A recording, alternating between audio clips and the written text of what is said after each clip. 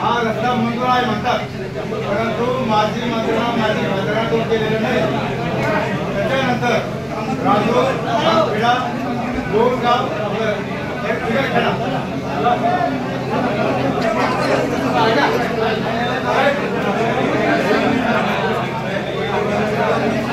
बरोबर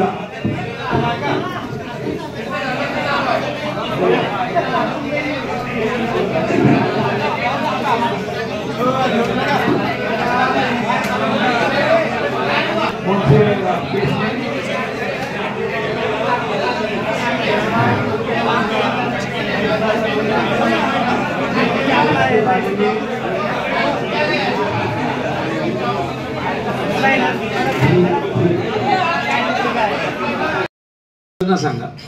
त्याच्यानंतर कांदा चाळ सर. कांदा चाळ निवड झाली त्यांची. त्याच्यापैकी 313 लाभार्थ्याचे अर्ज रद्द झाले. तर त्यांच्याकडे कांद्याचं 386 313 रद्द. बर काय होतं त्यांच्या सातबारा 73 अर्ज प्रोसेस मध्ये होते. 40 अर्जांना पूर्वसंमती देण्यात आली सर. बाकीच्या लाभार्थ्यांनी कोणत्या योजनेला शेततळ पुढे त्याच्यामध्ये 925 अर्ज होते. 925 अर्ज. 271 रद्द झाले. 271 रद्द का झाले? बऱ्याच दिवस काय होतं, शेतकऱ्याकडे ऑलरेडी लाभ घेतलेला असतो. शेतकऱ्याचा पूर्वी लाभ घेतला होता. 654 अर्ज प्रोसेस मध्ये होते. त्याच्यापैकी 414 पैकी 327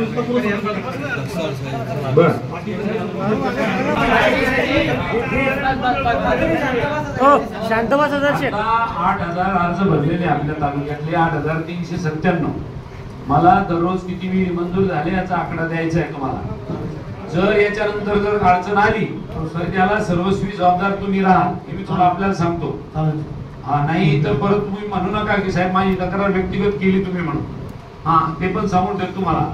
आणि आता बातम्या द्यायला लागले तुम्ही आम्ही आता सगळ्यांच्या विधी मंजूर करा. इतके दिवस काय झोपले होते का साहेब? कोटा संडास घेऊ आपण त्याचा पण आढावा घेऊ. काय गोठा असेल,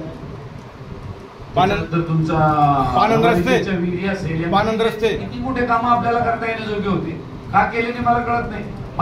मातोश्री बांधण मुक्ती होती, फळबाग योजना होती. मला फळबाग योजनेमध्ये जिल्हा परिषदेच्या एमआरडीच्या मध्ये योजना सांगितली नाही. आणि भाऊसाहेब फुंडकर नावाची योजना आहे ती पण सांगितली नाही तुम्ही. तालुका कृषी अधिकारी आपण बसा. फुंडकर खाली बस, कॅमेरा चालू. आपले गाव पोखरामध्ये किती बसलेले?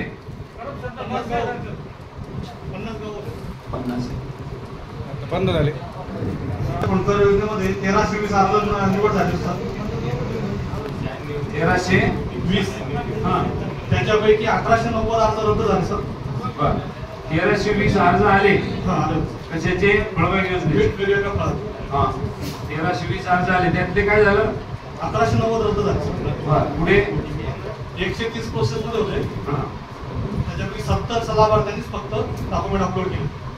बाकीचे 51 लोकांना त्याच्यापैकी 70 पैकी काय झालं? पुढं 51 ला पूर्वसंमती दिली सर. दिली 19 ला. आणि 19 बाकीचं कधी करणार आहे? 2 दिवसात ताबडतोब द्या. पुढे एमआरडीचे हॉर्टिकल्चरचं काय? फळबागेचं.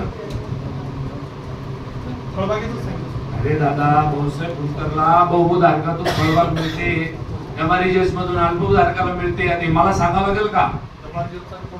एमआरडीएसचा रिपोर्ट कोणाकडे मिळेल मग? त्या प्रभागामध्ये का जालन्यात?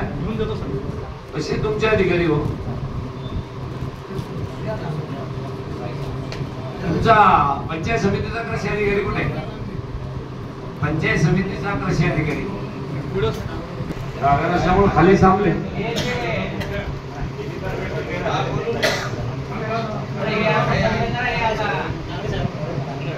बोला बोला. शेतकऱ्याचं एक सांगायचं राहून गेलं सर. 3,300 लाभार्थ्यांची निवड झाली होती. हा. त्याच्यापैकी 1814 रद्द झाले. हा. 3,302. हा. त्याच्यापैकी 1814 रद्द झाले. 1488 प्रोसेस मध्ये सर. हा. त्याच्यापैकी 1,077 लाभार्थ्यांनी डॉक्युमेंट अपलोड केले. 1,033 लोकांना आपल्या पूर्वसंमती देण्यात आली. 1,023 ला पूर्वसंमती दिली. 1,013 बर. आणि बाकीचे राहिलेले 77 मधून 13 गेले. ती उरले किती? 6.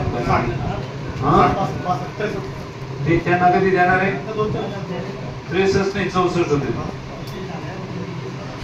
त्याला कधी देणार आहे? ठीक आहे. चला पुढे लक्षात आणून द्यायची आहे. पुरवठा विभागामध्ये तुमच्या आकड्याप्रमाणे आमच्याकडे 72,935 अंत्योदय आणि प्राधान्याने देण्याचे 53,746 आणि हे सगळेच्या सगळे आयुष्यमान भारतमध्ये आले पाहिजे. याची संख्या 1,26,000 आहे. बरोबर आहे.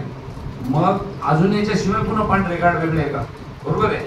मग यांनी तुम्हाला 90,000ची संख्या सांगितली होती अंत्योदय याची. दादा टार्गेट कसं राहील? तालुक्यातल्या सगळ्या टार्गेट राशन कार्ड धारकाला टार्गेट करावं लागेल ना तुला. मग तुम्ही हे कसं सांगायला लागले? सुरुवातीला ज्यावेळेस स्कीम लॉन्च झाली त्यावेळेस तालुक्याने आयडेंटिफाय केलेले नव्हते. पूर्ण टार्गेट दिलेले होते. टार्गेट कम्प्लीट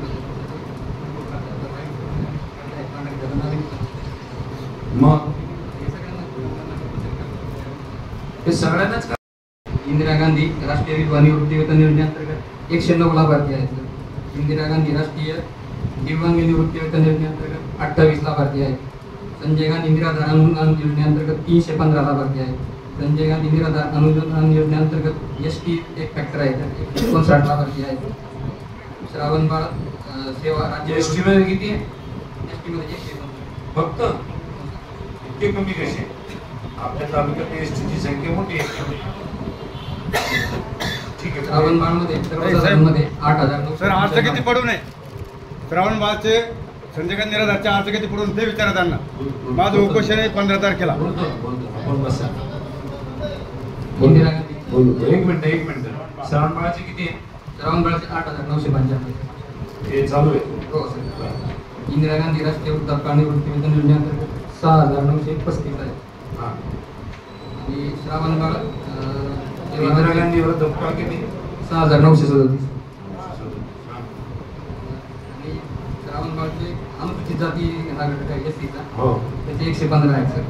बर. आणि श्रावणबाळचा जो एसटी राज्याचा घटक आहे त्याच्यात 26 आहे. बर.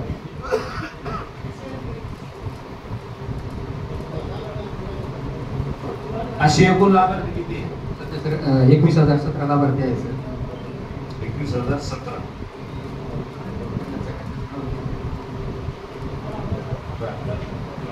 अखेरपर्यंत याच्यामध्ये तहसीलदार साहेब तिकडे बसा. तिकडे चेअर आहे का यांना बसायला? अधिकारी आले त्यांना एक खुर्ची द्या. हे काय आपल्या याचे कृषी अधिकारी का? आज एकूण किती आलेले प्रलंबित की ज्याला समितीने मान्यता दिली पाहिजे? आवाज 7,499 अर्ज सर प्राप्त आहे सर. बर.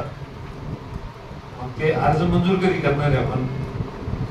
बैठक झालेली आहे सर. बैठकीत आचारसंहिता असल्यामुळे मंजूर केली नव्हती. या बैठकीचा अध्यक्ष कोण आहे? आमदार साहेब. बर. मग त्यांनी यावेळेला मंजूर केलेली संख्या, तुम्ही त्याचे सचिव असाल ना? हो सर. मग ते बैठक झाली त्याच्यात किती मंजूर झाले? नाही सर त्या टेक्निकली तपासलेले आहे. मंजूर कसं आहे मला सांगा कधी मंजूर झाले? या महिन्यात मंजूर करून आम्ही- साहेब यांनी लोकसभेच्या अगोदर सर ऐकून घ्या.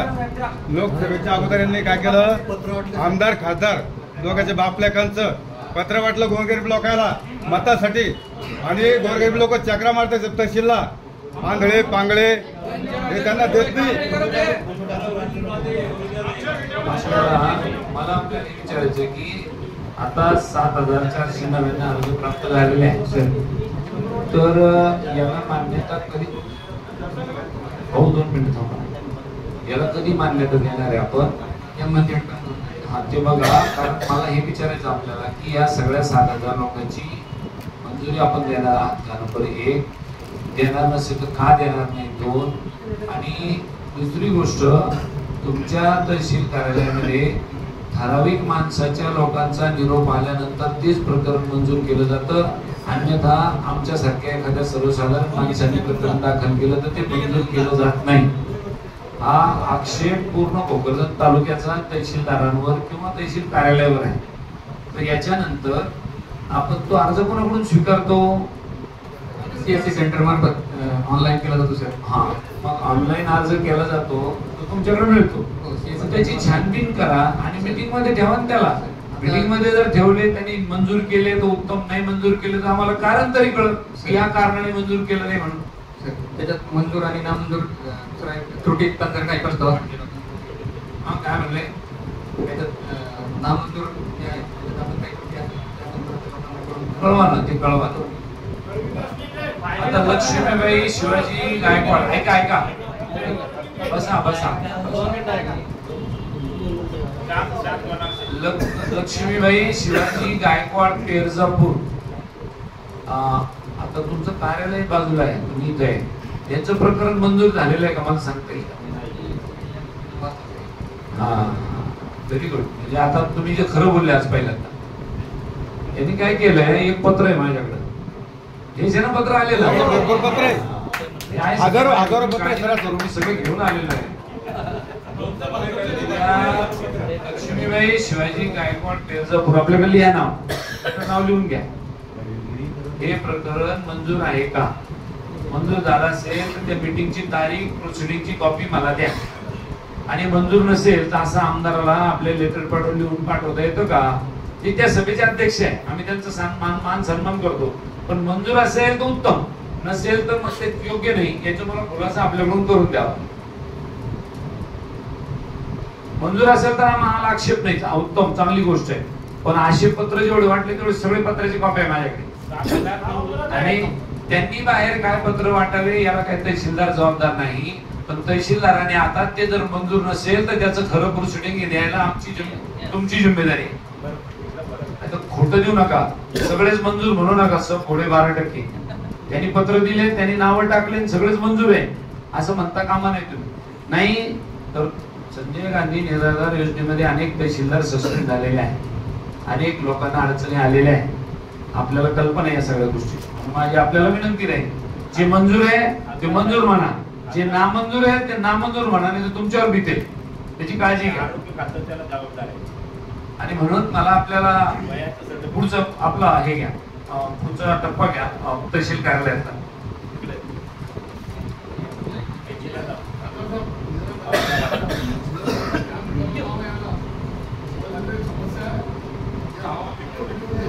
आपण याची आढावा बैठक संपलं, बोला. दुसरी गोष्ट सर, भोकरदन तालुक्यात मागे 23-24 वर्षात दुष्काळ जाहीर करण्यात आलेला होता सर. हो, भोकरदन तालुक्यातली सर्व मंडळ आणि सर्व गावांच्या दुष्काळाच्यात बसलेली आहेत. आपण आतापर्यंत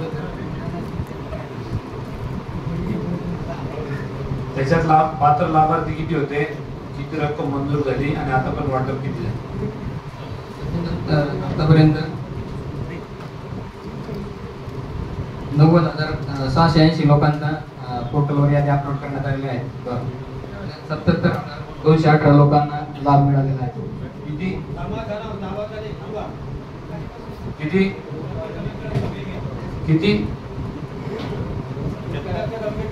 किती लाभार्थी? 69 कोटी. नाही, हे 90,680 काय म्हटले तुम्ही? पोर्टलवर यादी टाकली, यादी अपलोड झाली, बरोबर, अपलोड झाले. त्याच्यापैकी 77,000 काय सांगत होते? 77,218 लाभार्थींना लाभ मिळाला, बरोबर आहे. बाकीच्यांना त्याच्यातले सर 2,961 लोक जे आहेत आणि ह्या लोकांची EKYC पेंडिंग आहे, किंवा त्यांच्या आधार किंवा बँक डिटेल्स त्याला अटॅच नाही लोक आहेत. बरं, 97,9 80 आणि 90 11,000चं काय उरलेल्या? उरलेले 11,000 सर काही गावात आपण तलाठ्यांनी पंचनामे केलेले आहेत. आपण हा जो 7, 12 आणि 8 वगैरे आहे त्याच्यामध्ये 90,000 काही लोक बाहेर गावी आहेत किंवा या लोकांचे सामायिक जमिनी आहेत त्या लोकांचं एकच नाव पोर्टलवर अपलोड होतं. बरं. त्याच्यामुळे ते सामायिक क्षेत्रात नाही नाही नाही नाही चुकायला लागलं, तुम्ही चुकीचं सांगताय.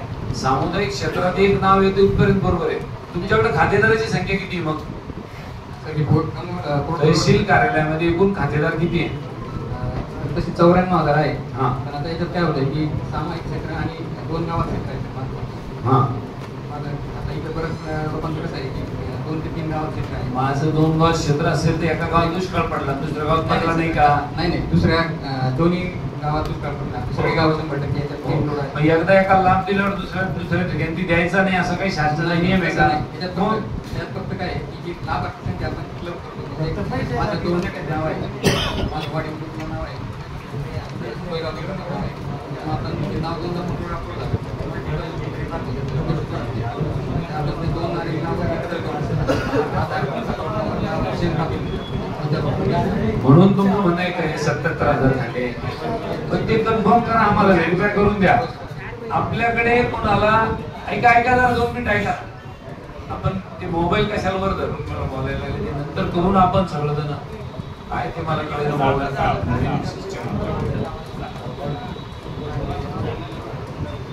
आपल्याकडे 2023-24 ला आपला तालुका पूर्णपणे दुष्काळी घोषित केलेला आहे. ज्याला अनुदान मिळालं नसेल त्यांनी तहसीलदार साहेबांकडे अर्ज करावा. मग तहसीलदार साहेब त्याची छानबीन करून सांगतील की काय नेमकं प्रमाण. बरोबर आहे? ठीक आहे, पुढचा मुद्दा घ्या.